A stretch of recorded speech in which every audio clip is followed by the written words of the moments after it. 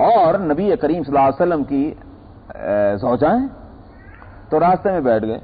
اب وہ نماز کو جا رہی تھی, اندھیرا تھا, نظر نہیں آتا تھا کون کدھر ہے, تو پیچھے سے ان کا دو جو ہے چادر پکڑ کے ذرا کھینچ دی اور ہٹ گئے.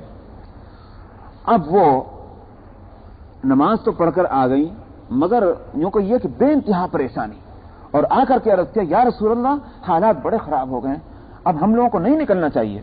اللہ کے رسول نے فرمایا کیا ہوا؟ کہ ایسا ایسا قصہ ہوا, پتہ نہیں کس نے کیا کیا. آپ نے فرمایا کہ عمر ٹھیک ہی کہتے تھے, وہ ٹھیک ہی کہتے تھے عمر, اب میں نے کوئی حکم نہیں دیا. حضرت عمر نے یہ ناجائز نہیں کیا, مگر یہ بتلایا کہ جو مسئلہ سمجھ میں ابھی نہیں آ رہا ہے تو وہ مسئلہ یہ برائی ہو جانے کے بعد سمجھ میں آئے گا تو بہت برا ہو جائے گا, اس لیے اس تدبیر سے سمجھایا. اور ظاہر ہے کہ وہ ان کی بیٹی تھی, کوئی کسی اجنبی عورت کو تو نہیں انہوں نے چھیڑا تھا, ان کی بیٹی تھی, مگر مسئلہ فوراً سمجھ میں آ گیا حضرت حفصہ کے بھی اور خود نبی کریم صلی اللہ علیہ وسلم کے بھی. یہاں تک کہ بعض جو معاملات کے اندر عورتوں کو اجازت تھی ایسا اور ویسا کرنے کی, حضرت عائشہ رضی اللہ عنہا کہتی ہیں نبی کریم صلی اللہ علیہ وسلم کے وصال کے بعد کہ اگر اللہ کے رسول اس وقت موجود ہوتے جو حالات اب پیدا ہو گئے حضرت عائشہ کے زمانے میں, تو یہ کہا کرتے تھے کہ اللہ کے رسول جو اجازت جتنی تھی آپ کی زندگی میں وہ اجازت بھی آپ واپس لے لیتے اور اس سے زیادہ پابندیاں لگا دیتے جو نبی کریم صلی اللہ علیہ وسلم لگا چکے ہیں.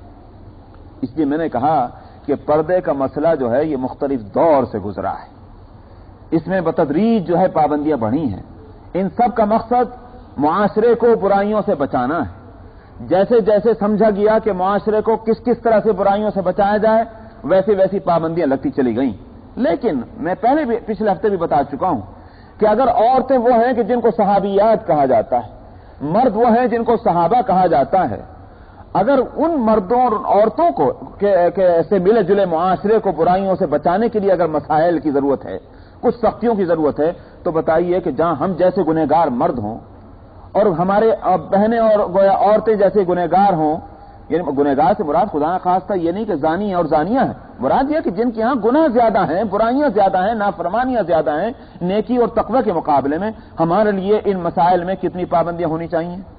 یہ درست ہے, یہ میں تسلیم کرتا ہوں کہ ہم اس وقت جس ملک میں ہیں اور جس طرح کے ماحول سے ہم آئے ہیں, ماحول سے مراد یہ ہے کہ ہماری ایجوکیشن کیا ہوئی, کن اسکولوں میں, کن کالجوں میں, یونیورسٹیوں میں ہم نے پڑھا, ظاہر ہے کہ اس میں اس طرح کے مسائل ہمارے سامنے نہیں آئے تھے, بلکہ اس کے اپوزٹ ماحول ہم کو ملا تھا, مخالف ماحول ہم کو ملا تھا. پھر اس سرزمین کے اندر جو کچھ تماشا ہے وہ بھی ہماری آنکھوں کے سامنے ہے. ہمت والے ہیں وہ لوگ, چاہے مردوں میں ہوں یا عورتوں میں ہوں, کہ جو اسلام کے جھنڈے کو مضبوطی سے تھامے ہوئے ہوں اس ماحول میں بھی. بلا شبہ ناممکن تو نہیں ہے مگر مشکل ہے. یہی وجہ ہے کہ ہم دیکھتے ہیں کہ صاحب جو نو مسلم ہیں مرد یا عورتیں, ان کو جب مسئلہ معلوم ہو جاتا ہے تو وہ اسی ملک میں, اسی آب و ہوا میں جنہوں نے آنکھیں کھولی اور سانس لیا ہے, وہ کس مضبوطی کے ساتھ اسلام کے مسائل پر عمل کرتے ہیں. اگر ناممکن ہوتا تو وہ نہ عمل کر پاتے, بلکہ ہم سے زیادہ ان کے لیے مشکلات ہوتی. لیکن فیصلہ کرنا مشکل ہوتا ہے, عمل کرنا مشکل نہیں ہوتا. ہم فیصلہ نہیں کر پاتے اس لیے ہمارے راستے میں ساری مشکلات ہیں, وہ فیصلہ کر لیتے ہیں اس واسطے آسانی ہوتی ہے.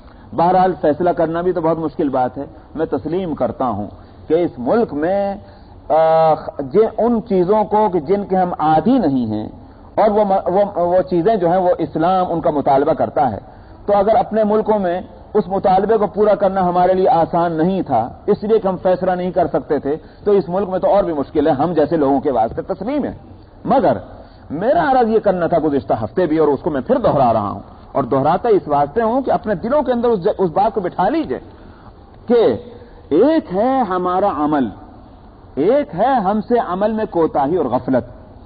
ظاہر ہے کہ یہ بھی بری بات ہے. ایسا ہے کہ ایک شخص نماز نہیں پڑھتا, ظاہر ہے کہ یہ بھی بری بات ہے, لیکن یہ کہیں درجے بری بات ہے کہ جو نماز نہیں پڑھتا وہ نماز کو فرض بھی نہ کہتا ہو. کیا اس میں کوئی شک اور شبہ ہے؟ دیکھ لیجئے ابو بکر صدیق رضی اللہ عنہ نے جن مانعین زکوٰۃ سے جہاد کیا تھا, حالانکہ صحابہ تو یہ کہتے تھے کہ کلمہ لا الہ الا اللہ محمد رسول اللہ پڑھنے والے ہیں, یہ مسلمان ہیں, ان سے کیسے جہاد. مگر ابو بکر صدیق رضی اللہ عنہ نے جب فیصلہ کیا اور پھر عمل کے لیے انہوں نے اقدام کیا تو تمام صحابہ خاموش ہوئے. نہ صرف یہ کہ خاموش ہوئے بلکہ 2 4 5 دن 10 دن گزر جانے کے بعد تمام صحابہ کا اس بات پر اتفاق ہوا کہ ابو بکر صدیق نے جو فیصلہ کیا صحیح کیا۔ وہ کیا تھا؟ وہ یہ تھا کہ مانعین زکوٰۃ صرف زکوٰۃ نہ دینے کا جرم نہیں کر رہے تھے، بلکہ ان کا کہنا یہ تھا کہ اب زکوٰۃ ہم نہیں اس لیے نہیں دے سکتے کہ نبی صلی اللہ علیہ وسلم جو ہے وہ وفات پا گئے ہیں، انہیں کو زکوٰۃ وصول کرنے کا حق تھا ہم سے، آپ چلے گئے تو ہم زکوٰۃ بھی نہیں۔ معلوم ہوا کہ زکوٰۃ کی فرضیت کے منکر تھے، اور یہی دلیل تھی ابو بکر صدیق کی کہ اسلام جو مکمل ہو چکا ہے، اس اسلام کے ایک فریضے کا جو شخص انکار کرے گا کہ وہ فرض نہیں ہے، وہ مسلمان نہیں، لہذا اسے جہاد ہوگا۔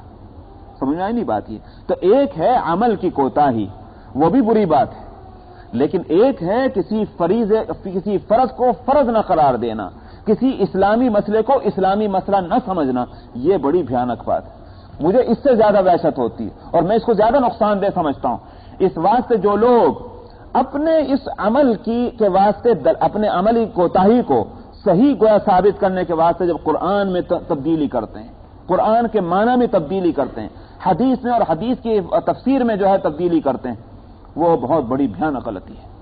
یاد رکھیے، بہت اچھی طرح سے اپنے ذہنوں میں بٹھا لیجئے کہ قرآن پاک میں ایک معیار بنایا ہے اسلام کے واسطے، معیار ہے، اسلام نے خود اپنا ایک معیار بتلا دیا ہے، وہ اللہ تعالیٰ نے بتلایا، اور وہ یہ کہ فَإِنْ آمَنُوا بِمِثْلِ مَا آمَنْتُمْ بِهِ فَقَدِ اهْتَدَوْا، یہ پہلے سپارے کے آخر میں ہے، فَإِنْ آمَنُوا بِمِثْلِ مَا آمَنْتُمْ بِهِ فَقَدِ اهْتَدَوْا وَإِنْ تَوَلَّوْا فَإِنَّمَا هُمْ فِي شِقَاقٍ فَسَيَكْفِيكَهُمُ اللَّهُ وَهُوَ السَّمِيعُ الْعَلِيمُ۔ اس آیت کو آپ دیکھ لیں، یہ آخری صفحہ ہے پہلے سپارے کا، وہاں گویا الف لام میم کا سپارہ، اس میں یہ آیت ہے۔ ترجمہ میں پڑھ دوں، آپ کو ضرورت ہی نہیں تفسیر میں جانے کی، ترجمہ پڑھتا ہوں۔ فرمایا کہ اگر یہ ایمان لے آئیں جس طرح کے تم ایمان لا چکے ہو، تم سے مراد کون ہیں؟ بمثلی ما آمنتم، آمنتا نہیں، آمنتم جو پلورل کا صیغہ ہے، سمجھ میں جمع کا صیغہ ہے، آمنتا ہوتا تو نبی مخاطب ہوتے، یہاں آمنتم کے سے مطلب کیا ہے؟ صحابہ۔ بمثل ما آمنتم، اگر یہ ایمان لے آئیں جیسا کہ تم ایمان لا چکے ہو، فقط اہتدوا، تو یہ بے شک راہیاب ہو جائیں گے، بے شک یہ ہدایت پالیں گے۔ وَإِن تَوَلَّوْا، اور اگر انہوں نے پیٹھ پھیری، کیا مطلب؟ ویسا ایمان نہ لائے جیسے تمہارا ایمان ہے، تو فرمایا کہ فَإِنَّمَا هُمْ فِي شِقَاقٍ، یہی دراصل اختلاف کرنے والے ہیں۔ فَسَيَكْفِيكَهُمُ اللَّهُ، مگر اے پیغمبر ڈریے گا نہیں، اللہ آپ کو کافی ہے۔ سمجھ میں آیا؟ اب آپ بتائیں کہ یہ ترازو بن گئی کہ نہیں بن گئی؟ ہر مسئلے کے اندر اسلام کے ایک ہی ترازو ہے جس میں اس کو تولا جائے گا کہ یہ مسئلہ جو ہے یہ شرعی ہے کہ نہیں، اور وہ کیا ہے ترازو؟ وہ صحابہ کی سمجھ رضوان اللہ علیہم اجمعین۔ صحابہ نے اس مسئلے کو کس طرح سمجھا؟ ظاہر ہے کہ ہمارے پاس اس کے سوا کوئی دوسرا معیار ہو نہیں سکتا۔ اگر ہم اپنی عقل کو معیار بنائیں گے تو کبھی شریعت کا مسئلہ ایک نہیں رہے گا، اس واسطے کہ میری عقل اور آپ کی عقل اور آپ کی عقل اور۔ صحابہ کو معیار بنایا فَإِنْ آمَنُوا بِمِثْلِ مَا آمَنْتُمْ فرما کر۔ اب ایک طرف تو صحابہ اس مسئلے کو سمجھ رہے ہیں ایک انداز میں، اور آج 14 صدیاں گزر جانے کے بعد یونیورسٹیوں سے اور کالجوں سے اور کہاں کہاں سے اورنٹلسٹ سے جو ہے پڑھنے کے بعد بخاری اور مسلم اور ہدایہ، آج اگر وہ مسائل نکالیں گے اپنی سمجھ سے، تو مجھے خدا کے واسطے آپ ہم کو بتلائیں کہ صحابہ نے جو سمجھا وہ دین ہوگا کہ اورنٹلسٹ سے جنہوں نے بخاری اور مسلم پڑھی وہ سمجھائیں گے وہ دین ہوگا؟ عجیب تماشا ہے کہ ڈاکٹر جو کہے علاج میں وہ معتبر، مولوی صاحب چاہے کتنے بڑے علامہ ہوں، کسی بخار کے سلسلے میں ان سے کوئی دوا نہیں پوچھتا اور نہ پوچھنا چاہیے۔ سمجھ میں آیا؟ ڈاکٹر چاہے کتنا بڑا ہو، لیکن انجینئرنگ کا مسئلہ اس سے پوچھنے نہیں جائیں گے اور نہ پوچھنا چاہیے، لیکن شریعت کا مسئلہ جو ہے اس کے لیے وہ عالم ریجیکٹڈ، جو کہ صحابہ کو ریفرنس میں پیش کرتا ہے، جو حدیث کو ریفرنس میں پیش کرتا ہے، جو قرآن کو ریفرنس میں پیش کرتا ہے، جو اقوال بزرگان کو ریفرنس میں پیش کرتا ہے، اپنی رائے نہیں دیتا۔ لیکن ہم لوگ ان کی باتیں جو ہیں بڑے فخر کے ساتھ سنتے ہیں کہ جو زبان یار کو نہیں جانتا، جو مزاج یار کو نہیں جانتا، اس کی باتوں کو ہم فخر سے سنتے ہیں اور اس کو ہم بلیو کرتے ہیں، اس پر یقین کرتے ہیں، کیونکہ وہ ہمارے مزاج سے میل کھانے والی باتیں ہیں۔ تو یہ ہے تماشا بزرگوں، دوستوں۔ تو یاد رکھیے دین وہ ہے کہ جو صحابہ نے جس کو سمجھا ہے وہی دین ہے، اس کے علاوہ اور کوئی دین نہیں ہے۔ تو ازواج مطہرات کے لیے वक़रन फी बुयूतिकुन्न जब फरमाया तो मैंने कहा कि निकलना उनके लिए मुमकिन न होता, मगर अल्लाह ताला ने गुंजाइश दी, इसलिए कि जिंदगी की जरूरतें हैं। फरमाया कि निकलोगी तो, मगर किस तरह निकलोगी?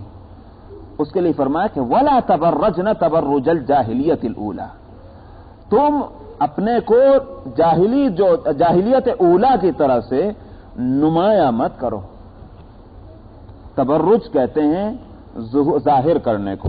बुर्ज जानते हैं, बुर्ज भी तो आपने लफ्ज बोला होगा, किले के बुर्ज होते हैं नहीं, जो किले और फोर्ट बने होते हैं उसके बुर्ज होते हैं। बुर्ज को बुर्ज क्यों कहते हैं? इसलिए कि पूरी इमारत में वही नुमाया होते हैं, ऊपर को उठे हुए, इसीलिए उनको बुर्ज कहते हैं। तो तबर्रुज मतलब जाहिर करना और जाहिर होना। ऐसी तरह घर से बाहर मत निकलो कि हर एक की नजर तुम्हारे ऊपर जाए, ये है मुराद इससे। समझ में आया? तो कपड़े ऐसे पहने हुए कि किसी की नजर नबी उठते हो तो उठे, ऐसे जेवर पहने हुए कि नजर नबी उठे हो तो न उठकर उधर चली जाए, या इस तरह से गोया यूं कहिए कि अपने को बना संवार कर लेकर जाना कि हर आदमी की नजर उधर उठकर जाए। जाहिर है कि नजर ही को तो हटाना था उधर से, और तुम ऐसा इंतजाम करके घर से बाहर निकलो कि न उठने वाली भी नजर उठकर तुम्हारी तरफ जाए। जाहिर है कि ये तो गलत जो है उसके खिलाफ होगी बात। अगर निकलना ही हो घर से बाहर किसी जरूरत से तो निकलो इस तरह से कि तुम नुमाया न बन सको और तुम्हारी कोई बात जो है वो ऐसी न बन सके कि लोगों की नजरें तुम्हारी तरफ उठकर जाएं। ये है वला तबर्रजना के माना, तबर्रुजल जाहिलियतिल ऊला। जाहिलियत ऊला, जाहिलियत जो यूं कहिए कि इल्म और मारिफत के मुकाबले में है, शरीयत के मुकाबले में जाहिलियत है, ये एक मुसल्लमा बात है। लेकिन अल-ऊला कहा गया, अल-ऊला से मुतय्यन तौर पर तो जाहिर है कि वो जाहिलियत मुराद है कि जो इस्लाम के नबी करीम सल्लल्लाहु अलैहि वसल्लम के दुनिया में तशरीफ लाने से पहले का जो दौर था, जाहिर है कि उसको जाहिलियत कहा जाता है। यानी हजरत मतलब जैसे सऊदी अरबिया के अंदर, आज उसको सऊदी अरबिया कहते हैं, जजीरतुल अरब कहिए, जजीरतुल अरब के अंदर या जहां जहां यूं कहिए कि इल्म और दीन की रोशनी नहीं थी, वहां वहां जो जाहिलियत थी उसको कहा गया जाहिलियत ऊला।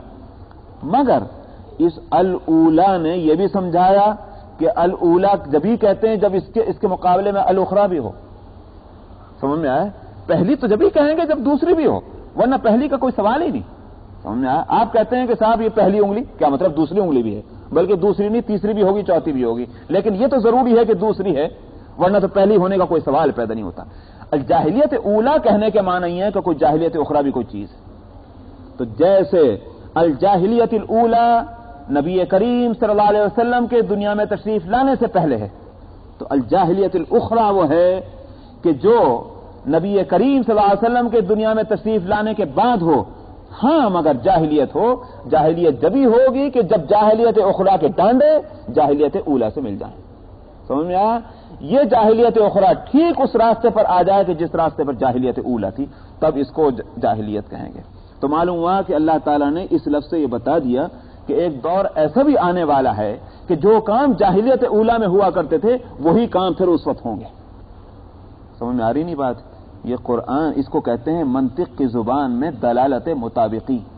जिस बात को मैं साबित कर रहा हूं वो उसको मंतिक की जुबान में दलालत मुताबिकी कहते हैं। वो कुरान के खिलाफ नहीं जो बात मैं कह रहा हूं, कुरान के लफ्ज से ये बात निकल रही है, वरना अल-ऊला क्यों कहा जाता? अल-ऊला कहने के माना तो यही है कि उसके साथ अल-उखरा भी है कोई चीज।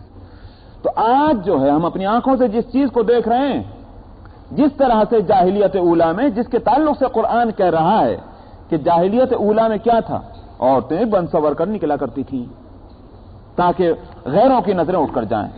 आपको मेरा लफ्ज भारी मालूम हो रहा होगा, अगर बहनें मेरी बात सुन रही हैं तो उनको और भी भारी मालूम हो रहा होगा कि मैं ये लफ्ज बोल रहा हूं ताकि गैरों की नजरें उठकर जाएं। यकीनन भारी लफ्ज है, मुझे इसका एतराफ, लेकिन सवाल यह है, अपने दिलों से आप सवाल करें, मेरे लफ्जों पर न जाएं, कि सवाल यह है कि मर्द हो या औरत हो, घर के अंदर जिस हालत में है, अगर उस हालत को बदल कर बाहर निकल रहा है तो किस वजह से निकल रहा है और किस वजह से निकल रही है? जाहिर है कि दोनों की एक ही गरज है, और वो ये है कि बाहर मुझे देखने वाले कई होंगे, उनके सामने मुझे अच्छी तरह से बन संवर कर जाना है। यही गरज तो मर्द की है और यही गरज औरत की है, वरना घर के अंदर जिस लिबास में था, घर के अंदर जिस हालत में था, उस हालत को बदल क्यों रहा है ये मर्द और ये औरत? تو بے شک مرد بھی یہی سوچ کر گھر سے باہر اپنی حالت بدل کر نکلا کہ 10 آدمیوں کی نظر میری طرف جائے تو اچھی نظر سے مجھے دیکھیں. اگر عورت بھی اپنے آپ کو بنا سنوار کر گھر سے باہر نکال رہی تو اس کے سوا کیا غرض رہی؟ ظاہر ہے کہ وہ اس لیے تو گھر سے باہر نہیں نکل رہی بن سنور کر کہ عورتیں ہی مجھے دیکھیں گی. ہاں اگر صرف ایسی جگہ جا رہی ہے جہاں عورتیں ہی عورتیں ہوں، راستے میں کوئی مرد بھی نہ ہو اور جہاں پہنچے وہاں بھی کوئی مرد نہ ہو، تو پھر کوئی حرج نہیں، پھر کوئی حرج نہیں بلا شبہ. لیکن جب گھر سے باہر نکل رہی ہے اور معلوم ہے کہ وہاں مرد بھی ہوں گے، اپنے نہیں پرائے بھی ہوں گے، اچھے بھی ہوں گے برے بھی ہوں گے، اور وہاں پھر جب عورت بن سنور کر نکلے گی، اور نہ صرف یہ کہ بن سنور کر بلکہ بننا سنورنا بھی لفظ اس پر ناکافی ہے. آج جو تماشا آپ اور ہم دیکھتے ہیں وہ یہ کہ لباس بھی اپنے یوں کہیے کہ جسم میں اگر کوئی عیب ہوگا بھی کہ جس عیب کی وجہ سے اس جسم کی قیمت گھٹ جائے، اس عیب کو چھپانے کے واسطے لباس ہے، یوں کہیے خوبیوں کو چھپانے کے واسطے لباس نہیں. عورت کو لباس اس ایسا تجویز کیا گیا تھا کہ جس سے اس عورت کا عورت ہونا مسلم ہو. لیکن آج لباس وہ ہے کہ جس پر 1000 بے لباسی قربان، وہ لباس بن چکا ہے.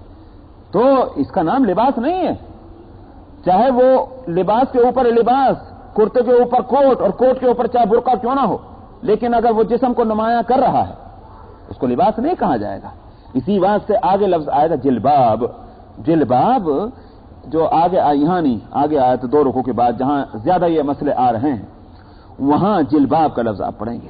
جلباب جو ہے وہ کسی ایسے کوٹ کو یا کسی ایسی شیروانی کو یا کسی ایسے برقعے کو نہیں کہتے کہ جو بدن کے ساخت کے مطابق جس کو کٹ کیا گیا ہو. آج پاکستان میں ہندوستان میں اول تو برقعے اٹھ چکے، اور جو بنے بھی ہیں تو وہ فیشن کے ایسے کہ اس سے تو نہ برقع پہنتے تو اچھا تھا، ایسے برقعے وہ چلے کہ نام کا برقع ہے لیکن وہ نمایاں کر رہا ہے جسم کو. وہ مراد نہیں جلباب سے. جلباب کہتے ہیں ڈھیلے ڈھالے ایسی چیز کو کہ جو چادر یہ چادر کے جیسی ہو، کہ جو بدن کے اس کو اتار اور چڑھاؤ کو پورے طور پر اس طرح سے ڈھانک لے کہ یوں پتہ نہ چلے کہ کہاں اس کا پیٹ ہے اور کہاں سینہ ہے اور کہاں ہاتھ ہے اور کہاں کندھا ہے. یہ ہے اس سے مراد. تو بہرحال یہ کہ ہم لوگوں کے سمجھ میں نہیں آتا، اس زمانے میں یہ مسائل سمجھ میں نہیں آتے. یہیں اسی جگہ میں جب مجھے ناگواری اگر ہوتی ہے جس کو آپ محسوس کر رہے ہیں تو میں بے قصور ہوں، معاف کیجیے گا. بے قصور اس واسطے ہوں کہ یہ قرآن میرے سامنے ہے. اب میں اس کو دیکھوں یا میں آپ کی بات کو دیکھوں اور میں اپنی بات کو دیکھوں، جو اسلام کے مراکز ہیں جب وہاں قرآن کے خلاف کوئی بات کہی جائے گی تو پھر کیا گزرے ہمارے اوپر. یہیں یہ بات کہی گئی ہے کہ اس سرزمین میں 40% سے زیادہ عورتوں کی آبادی، 60% یہ کہا گیا، اور 60% پاپولیشن جو ہے اس کو ناکارہ قرار دے دیا جائے، معاشرے میں اس کا کوئی مقام نہ ہو اور معاشرے میں اس کی کوئی رسپانسبلٹی نہ ہو. اس کو اسلام میں ایسی بات کہی گئی ہوگی، ہم اس کو تسلیم نہیں کرتے. سبحان اللہ. اسی کو میں کہتا ہوں کہ اسلام کی ترجمانی آج کن لوگوں کے ہاتھوں میں آ چکی ہے. اسلام کی تشریح اور تعریف آج کون کر رہے ہیں؟ ابو حنیفہ کی بات نہیں مانیں گے ہم، امام بخاری کی بات نہیں مانیں گے ہم، امام مسلم کے نہیں سنیں گے، امام شافعی کے نہیں سنیں گے. سب کو لپیٹ کر رکھ دیا، سب یہ دیوانے تھے، پاگل تھے. لیکن یاد رکھیے وہی دیوانے اور پاگل جو ہیں یہ قرآن اور حدیث کے سلسلے میں معتبر ہیں. یہ دین کی دیوانگی ہے، سمجھ میں آیا؟ یہ دین کی دیوانگی، اور دین کی دیوانی دین میں معتبر ہے. آگے جو ایک آیت آ رہی ہے اذکروا اللہ کثیرا، وہاں مجھے بتلانا تھا مگر یہاں میں بتلا دیتا ہوں. یہ دیوانگی دین کی جو ہے یہ بہت پسندیدہ ہے. اللہ کے رسول نے فرمایا تھا اذکروا اللہ کثیرا حتی یقولوا مجنون. آگے جو یا ایھا الذین آمنوا اذکروا اللہ ذکرا کثیرا وہ آیت آ رہی ہے، اصل میں تو مجھے وہاں بتانا تھا اس کو، مگر مجھے یہاں موقع آگے تو بتا رہا ہوں. اللہ کے رسول نے فرمایا اللہ کو اتنا یاد کرو کہ لوگ تمہیں دیوانہ کہیں. تو دین کا دیوانہ ہوا نا، تو معلوم ہوا کہ دین کا دیوانہ ہونا بری بات نہیں، دین کا دیوانہ ہونا بہت اچھی بات ہے. ابو حنیفہ اور شافعی اور بخاری اور مسلم دین کے دیوانے تھے، قابل فخر ہے ان کے واسطے یہ بات کہ وہ دین کے دیوانے تھے. اور آج دین کے معاملے میں انہی کی رائے اور انہی کا کہنا جو ہے معتبر ہوگا، نہ کہ کسی اور کا. تو ولا تبرجن تبرج الجاہلیۃ الاولی، اور آگے فرمایا واقمنا الصلاۃ، نمازوں کو قائم کرو. کیا وآتینا الزکاۃ، زکات دو اگر تم پر فرض ہے. واطعنا اللہ ورسولہ، اور اللہ اور اس کے رسول کی اطاعت کرو. خوب آپ سمجھ رہے ہیں کہ خطاب ہے ازواج مطہرات کو، مگر یہ لفظ کیوں آ رہے ہیں؟ کیا ازواج مطہرات نماز نہیں پڑھتی تھی؟ کیا ازواج مطہرات اللہ اور اس کے رسول کی اطاعت نہیں کرتی تھی؟ کرتی تھی، مگر یہاں خاص طور پر جو خطاب کیا گیا اس کی دو وجہیں، دو غرضیں ہیں۔ ایک تو یہی وہی بات کہ ان اتقیتن، اگر تم تقوی اختیار کرتی رہیں۔ کل کو یوں نہ سمجھ بیٹھیں ازواج مطہرات کہ جیسے اس شریعت کے مکمل ہو جانے کے بعد بھی بعض لوگوں نے یوں کہیے کہ اپنے وہی دنیا داری کی دکان کو باقی رکھنے کے واسطے یہ کہا کہ صاحب ہمیں نماز پڑھنے کی ضرورت نہیں، ہمیں روزہ رکھنے کی ضرورت نہیں۔ کیوں صاحب؟ اس واسطے کہ یہ عوام کی نماز ہے، عوام کی عبادت ہے، ہم لوگ بہت اونچے ہو چکے ہیں، ڈائریکٹ کنیکشن ہمارا اللہ سے قائم ہو چکا ہے۔ یہ بات کہی گئی تو فرمایا گیا کہ وَأَقِمْنَا الصَّلَاةَ، تم یہ مت سمجھ بیٹھنا کہ تم نبی کی بیویاں ہو، نبی کی بیویوں کا تو براہ راست بواسطہ نبی اللہ سے رشتہ قائم ہے، بیچ میں صرف ایک واسطہ ہے وہ نبی، لہذا تم کو نماز پڑھنے کی ضرورت نہیں، تم کو روزہ رکھنے کی ضرورت نہیں، تم کو زکوٰۃ دینے کی ضرورت نہیں، نہیں ایسا نہیں۔ یا تم یہ سمجھو کہ ہم اگر امت ہیں تو ہم نبی کی بیویاں بھی تو ہیں، شوہر اور بیوی میں دنیا میں لڑائیاں ہوا کرتی ہیں، اگر ہم ہی لڑ بیٹھیں اپنے شوہر سے تو کون سی بڑی بات ہے؟ اور یہ مت سمجھ بیٹھنا وَأَطِعْنَا اللَّهَ وَرَسُولَهُ، یہ جو ہیں محمد صلی اللہ علیہ وسلم یہ تمہارے شوہر تو ہیں مگر اس کے ساتھ رسول بھی ہیں، ان کی یہ حیثیت زیادہ قابل لحاظ ہے، ان کی اطاعت کرنا ضروری ہے۔ تم اگرچہ بیوی ہو مگر بحیثیت بیوی کے تم اپنے شوہر سے جھگڑو، نافرمانی کرو، کسی بات کو نہ تسلیم کرو، اس کی گنجائش نہیں۔ تو ایک طرف تو براہ راست ازواج مطہرات کو سمجھانا تھا، اور دوسری طرف میں کہہ چکا ہوں کہ خطاب ازواج کو ہے لیکن مسئلہ سارے امت کی عورتوں کے واسطے ہے، تو اس واسطے فرمایا کہ وَأَقِمْنَا الصَّلَاةَ، نمازیں قائم کرتی رہو، زکوٰۃ دیتی رہو، اور وَأَطِعْنَا اللَّهَ وَرَسُولَهُ، اللہ اور اس کے رسول کی اطاعت کرتے رہو۔ دیکھ لیجئے روزے کا اتنا ذکر نہیں آیا، زکوٰۃ کا ذکر آیا۔ شاید کچھ عجیب معاملہ، قرآن اللہ کا کلام ہے، ہم تماشا ایک دیکھتے ہیں، عورتوں کو روزہ رکھنا بڑا آسان ہے مگر زکوٰۃ دینا بڑا بھاری۔ اللہ میاں نے وہی رگ پکڑ لی، روزے کا مسئلہ ہی نہیں چھیڑا۔ یہ مطلب نہیں کہ روزہ نہیں رکھو، بلکہ یہ کہ روزہ ہے مسئلہ شریعت کا، وہ چیز کہی کہ جو بھاری معلوم ہوتی، وہ آتین الزکاۃ، زکوٰۃ ادا کرو۔ تو عورتوں کو یہ نہیں ہے کہ صاحب یہ کام مردوں کا ہے، ارے سبحان اللہ، کپڑے اور جوتے اور کریم اور پاؤڈر کی ضرورت تو تمہارے سامنے آئے، لیکن زکوٰۃ دینا مردوں ہی کا کام ہے، عورتوں کا نہیں۔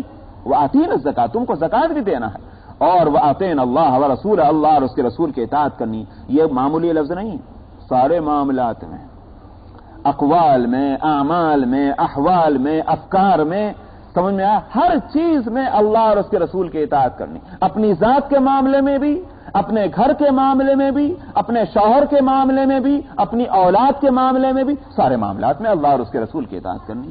تو اس لیے چھوٹا لفظ نہ سمجھیے آپ اس کو۔ وَأَطِعْنَا اللَّهَ وَرَسُولَهُ إِنَّمَا يُرِيدُ اللَّهُ لِيُذْهِبَ عَنكُمُ الرِّجْسَ أَهْلَ الْبَيْتِ وَيُطَهِّرَكُمْ تَطْهِيرًا۔ ان سارے احکام اور مسائل اور ہدایات سے غرض کیا ہے؟ اللہ تو یہ چاہتا ہے کہ تاکہ تم سے گندگی کو دور کر دے۔ رجس، گندگی اس کا ترجمہ ہے۔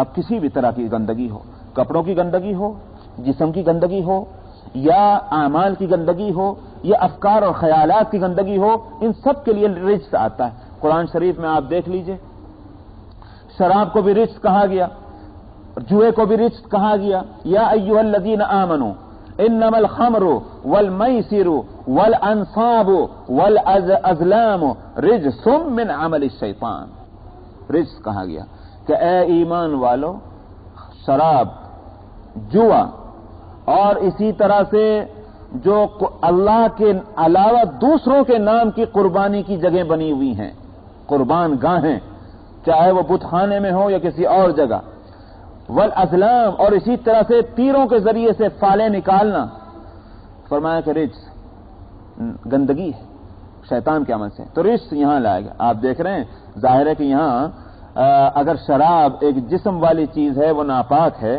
تو اس کے ساتھ جو فال نکالنا، یا اسی طرح سے جس کو جوا ہے، یہ ساری کی ساری چیزیں کہاں، یہ اعمال ہیں، تو اعمال کو بھی رجس کہا گیا۔ ایک اور موقع پر فرمایا کہ وَاسْتَنِبُوا वस्तनिबु रिज्स मिनल औसानी वस्तनिबु कौल ज़ूर, और बचो तुम बुतों की गंदगी से। मालूम हुआ कि फिक्र और ख्याल की भी गंदगी होती है, अकीदे की भी गंदगी होती है। तो इसलिए मैंने कहा कि लियुज़हिबा अन्कुम रिज्स, ताकि तुमसे तुम्हारी गंदगी को दूर कर दे, चाहे वो गंदगी कपड़ों की हो, चाहे गंदगी जिस्म की हो, और चाहे गंदगी जो आमाल की हो, चाहे गंदगी अक़वाल की हो, और चाहे गंदगी अहवाल की हो। सारी गंदगियों के लफ्ज रिज्स आता है। अल्लाह चाहते हैं कि तुमसे इस गंदगी को दूर कर दें। ए अहले बैत वयुतहिरकुम तत्हीरा, और तुम्हें पाक साफ कर दे। अहले बैत फरमाया यहाँ अहले बैत था। ये अहले बैत से क्या मुराद है?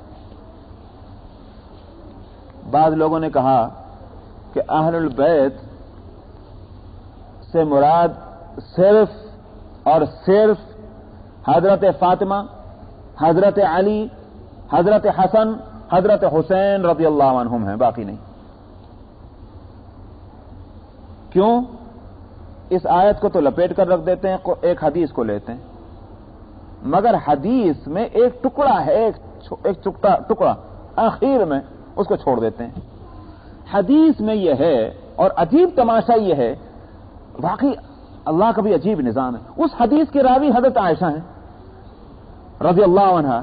हदीस यह है कि नबी करीम सल्लल्लाहु अलैहि वसल्लम ने एक मौके पर, कि आपके ऊपर काली चादर थी, काली चादर आप ओढ़े हुए थे, तो हजरत फातिमा आई, उनको अपनी चादर के अंदर ले लिया।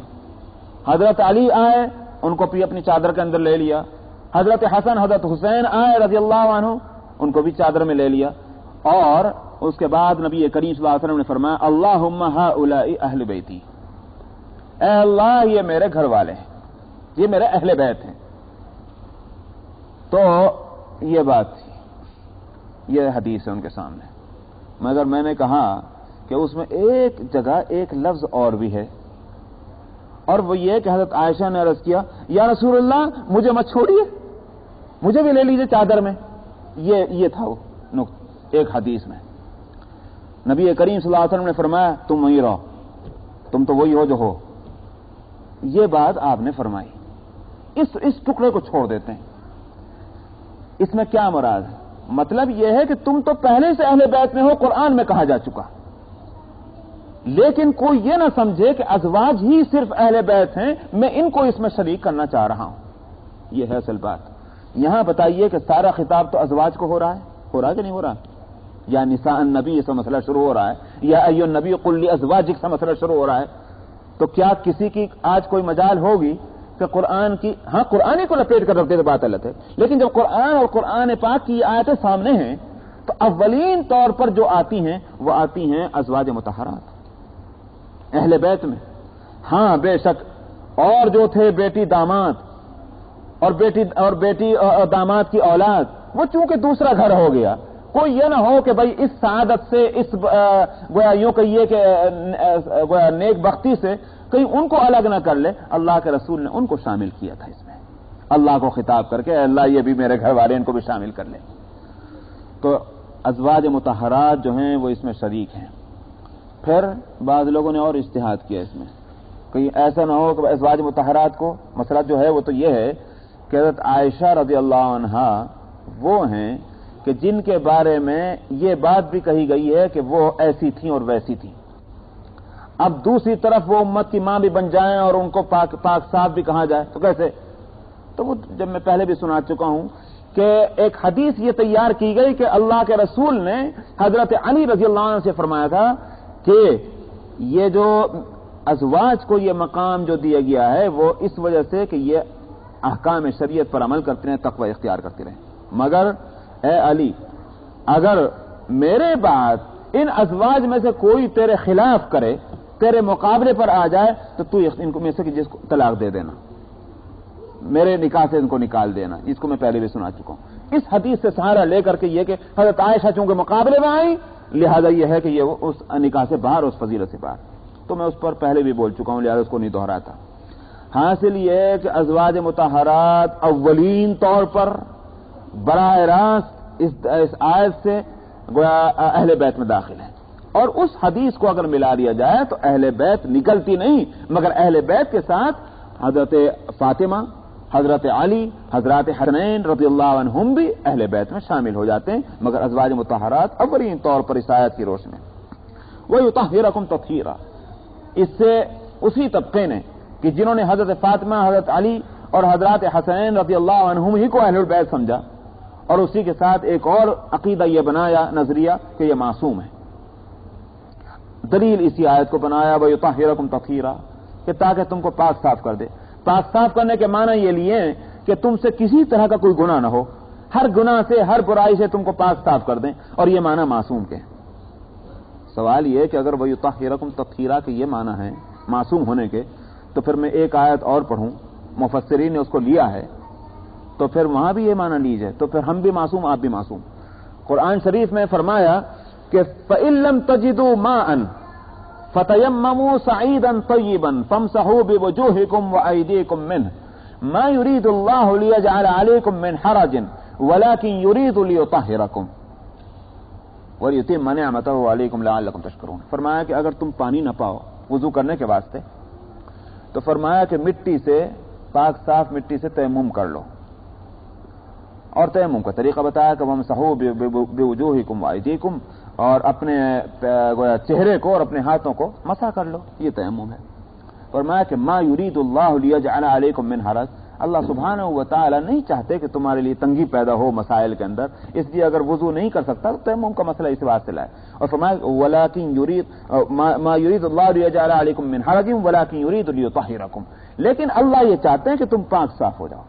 تو وہی یطہرا کا لفظ یہاں ہے، وہی یطہرا کا لفظ وہاں ہے۔ اگر اس یطہرا کے معنی معصوم ہو جانے کے ہیں، سمجھ میں آیا، تو پھر وہاں بھی معصوم، تو ہر تیمم کرنے والا معصوم ہو جائے گا۔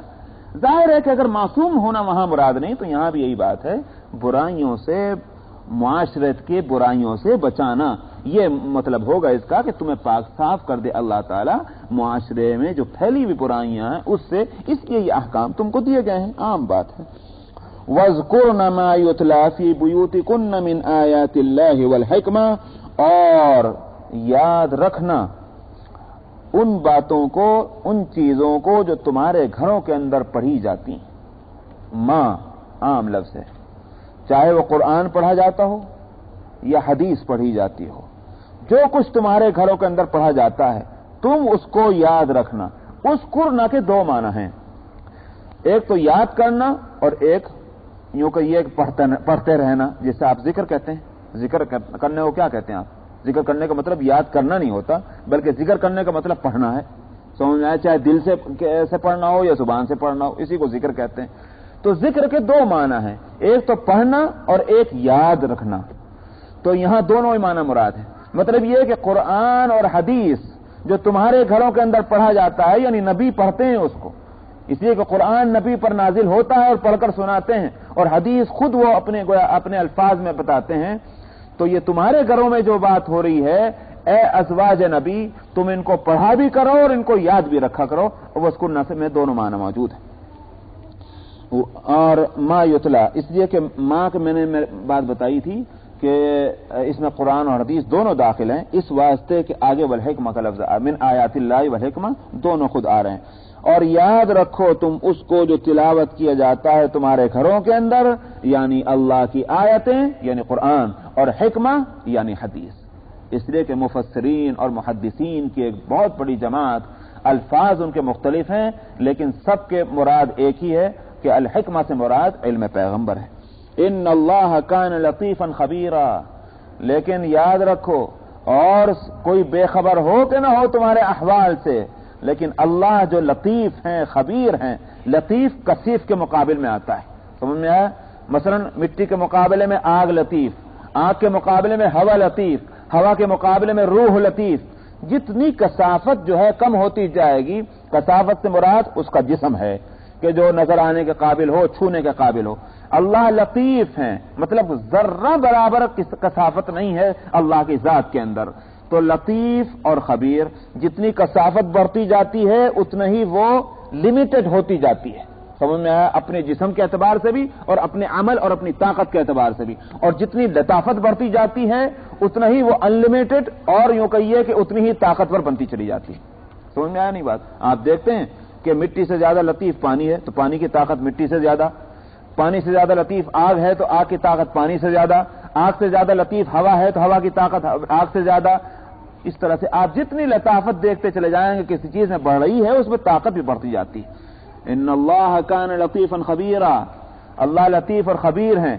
तो लताफत का असर यह है अल्लाह की कि अल्लाह से कोई बात नहीं छुप सकती, यह है लताफत का असर। इन्नल्लाह कान लतीफन खबीरा, चूंकि लतीफ हैं इसी वास्ते खबीर भी हैं, ये माना हुआ इसके। तो अल्लाह से नहीं छुप सकती कोई बात। वक्त हो गया, इंशाअल्लाह बकिया आइंदा। व आखिर दावाना अल्हम्दुलिल्लाह रब्बिल आलमीन।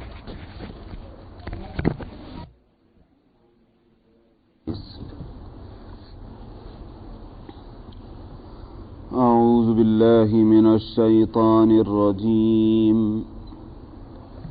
بسم الله الرحمن الرحيم إن المسلمين والمسلمات والمؤمنين والمؤمنات والقانتين والقانتات والصادقين والصادقات والصابرين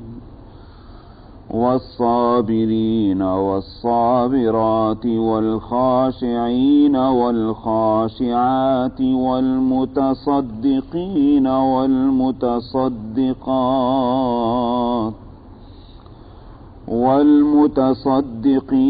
والمتصدقات والصائمين والصائمات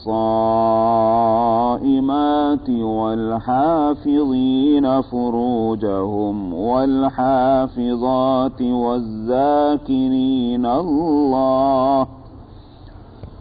والذاكرين الله كثيرا والذاكرات أعد الله لهم مغفرة وأجرا عظيما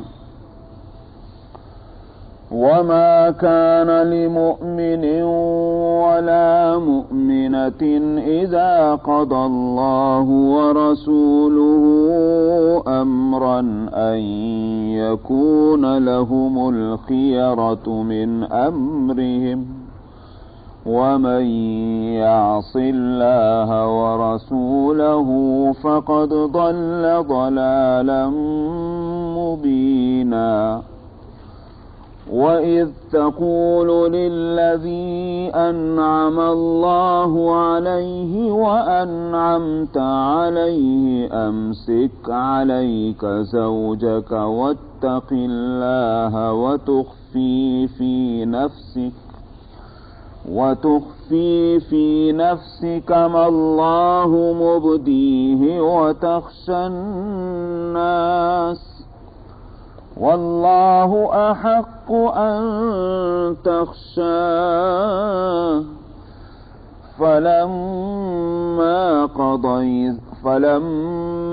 قضى زيد منها وطرا زوجناكها لكي لا يكون على المؤمنين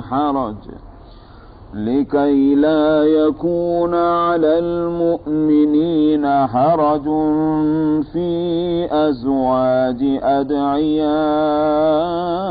أدعيائهم إذا قضوا منهن وطرا وكان أمر الله مفعولا ما كان على النبي من حرج فيما فرض الله له سنة الله في الذين خلوا من قبل وكان أمر الله قدرا مقدورا الذين يبلغون رسالات الله ويخشونه ولا يخشون أحدا إلا الله وَكَفَى بِاللَّهِ حَسِيبًا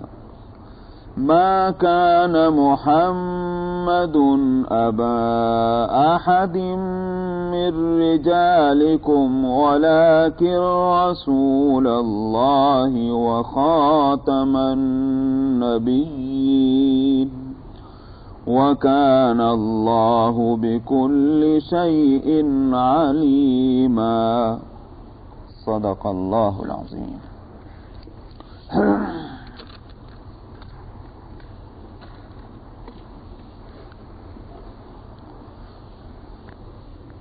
گزشتہ آیتوں میں ازواج مطہرات کو خطاب کر کے اور کچھ ہدایات دی گئی تھیں جن کا تعلق عام مسلمان عورتوں سے بھی ہے، مگر یہاں خطاب ازواج مطہرات سے اس لیے تھا کہ سورت کا اصل مضمون نبی کریم صلی اللہ علیہ وسلم کی شان کو بتلانا ہے، اور آپ کو تکلیف پہنچانے والی جتنی چیزیں ہیں، چاہے گھر کے اندر کی ہوں یا گھر کے باہر کی، ان سب کی برائی کو بتلانا ہے تاکہ آئندہ وہ صورت باقی نہ رہے کہ جس سے کہ نبی کریم صلی اللہ علیہ وسلم کو تکلیف اور دکھ پہنچے۔ اس وجہ سے ازواج مطہرات کو خطاب ہے، ورنہ جو احکام اس میں مذکور ہیں وہ تمام عورتوں کے واسطے ہیں۔ یہاں سے جو آیت شروع ہو رہی ہے اس کا پس منظر جو بتلایا جاتا ہے وہ یہ کہ قرآن پاک میں جہاں جہاں بھی اہل ایمان کو خطاب کیا گیا الذین آمنو کے ساتھ، تو مذکر کا صیغہ، میل کا صیغہ استعمال کیا گیا، فیمیل نہیں، عورتوں کو الگ نہیں خطاب ہوا۔ تو بعض عورتوں کو اس کا خیال ہوا اور نام بھی آتے ہیں کہ ام سلیم تھیں، بعض ازواج مطہرات میں سے حضرت ام سلمہ کا بھی نام لیتے ہیں۔ بہرحال یہ کہ نبی کریم صلی اللہ علیہ وسلم سے اس تعلق سے سوال کیا، یا رسول اللہ، قرآن پاک میں اللہ تعالی مردوں ہی کو خطاب کر رہے ہیں، جو ہدایتیں دیتے ہیں مردوں کو دیتے ہیں، جو حکم سناتے ہیں وہ مردوں کے لیے ہوتا ہے، عورتوں کو خطاب ہی نہیں، تو کیا اس میں ہمارا اپنا کچھ نقصان ہے اور ہمیں اس قابل نہیں سمجھا گیا کہ ہم سے خطاب ہو، یا ہمارا کوئی عمل اللہ کے یہاں مقبول نہیں ہے، ہم اس قابل ہی نہیں ہیں کیا کہ ہمیں کوئی ہدایت دی جائے؟ اس طرح کا سوال تھا۔ تو دنیا میں تو ہماری زندگی جیسی گزر رہی سو گزر رہی اور گزر جائے گی، لیکن آخرت میں کیا ہمارے ساتھ یہ معاملہ ہوگا کہ ہمیں مخاطب ہی نہیں بنایا جائے گا، ہمیں کسی قابل ہی نہیں سمجھا جائے گا؟ کیا یہ صورت ہے؟ حالانکہ قرآن پاک میں جو اور جگہ الذین آمنو کہہ کر گویا انداز خطاب مردوں کو تھا لیکن شامل اس میں عورتیں تھیں، تو عورتوں کو الگ سے اس لیے خطاب نہیں کیا گیا کہ تاکہ مزاج شریعت سامنے آ جائے۔ مزاج شریعت یہ ہے کہ عورتوں کے معاملے میں پردے کو اختیار کیا گیا، تستر جس کو عربی میں کہتے ہیں، چھپانا۔ جب کمال درجے کا تستر مقصود ہے شریعت میں عورتوں کے تعلق سے، تو عورتوں کو نام لے کر بھی خطاب نہیں کیا گیا۔ یہی وجہ ہے کہ قرآن پاک میں سوائے حضرت مریم علیہ السلام کے باقی کسی عورت کا نام نہیں ہے۔ امرأت نوح کہا گیا، امرأت فرعون کہا گیا، امرأت لوط کہا گیا، لیکن یہ اسی طرح سے نبی کریم صلی اللہ علیہ وسلم کی ازواج نبی کہا گیا، کسی عورت کا نام قرآن شریف میں نہیں ہے سوائے حضرت مریم علیہ السلام کی۔ اور اس کی وجہ بظاہر یہ معلوم ہوتی ہے کہ حضرت عیسیٰ علیہ السلام چونکہ بغیر باپ کے پیدا ہوئے، ان کی نسبت ماں ہی کی طرف ہے، تو حضرت عیسیٰ، اور پھر وہ مسئلہ ان کا جو ہے وہ کانٹروورشل ہے، کچھ لوگ کہتے ہیں کہ نہیں یہ تو ان کے تو باپ تھے، اس واسطے وہاں ضرورت اس کی تھی کہ حضرت عیسیٰ علیہ السلام کی نسبت جس عورت کی طرف ہے اس عورت کا نام متعین طور پر بتلا دیا جائے تاکہ یہ بات معلوم ہو کہ ان کا کوئی باپ انسانوں میں سے نہیں ہے، یہ ماں ہی کی طرف ان کی نسبت ہوگی۔ اس حکمت کی وجہ سے ان کا نام آیا، اور اس کے علاوہ کسی عورت کا نام قرآن شریف میں نہیں ہے۔ تو مفسرین کا کہنا یہ ہے کہ اس کی وجہ یہ معلوم ہوتی ہے کہ تستر مقصود ہے، چھپانا۔ جب یہ ہے تو اس لیے عورتوں کو الگ سے خطاب نہیں کیا گیا، مگر چونکہ سوال تھا، عورتوں کو اپنی محرومی کا احساس ہوا، تو یہاں سے اس لیے فرمایا جو آیت آ رہی ہے اس میں یہ کہ آخرت میں اور دین کے معاملے میں